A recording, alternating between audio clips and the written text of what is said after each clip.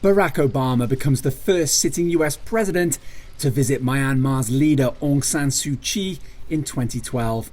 As sanctions were lifted with Myanmar's transition from a military to elected government, trade between the two countries grew from $65 million in 2012 to nearly $1.3 billion last year. But the military's takeover has left entrepreneurs like Suor Tun, whose foreign car dealership relies on imports, fearful. It is difficult to work under an unelected government.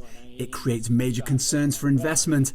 International business will have difficulties coming into the country. The market is very narrow in Myanmar. It would be more difficult for foreign companies to work here if Myanmar is put under sanctions. The US and its allies, as well as the United Nations, are now discussing the reimposition of sanctions to punish Myanmar's military for detaining Suu Kyi.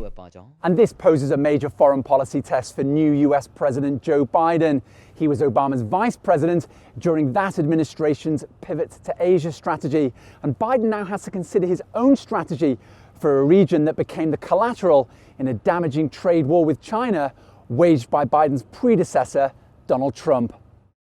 That means both trying to compete with China, Myanmar's biggest trade partner, while fulfilling a pledge to restore US leadership in global affairs.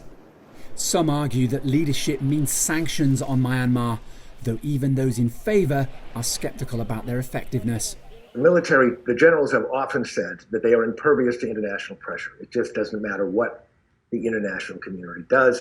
But businessmen like Suor Tun aren't feeling quite so impervious as they weigh up the potential cost of this return to military rule.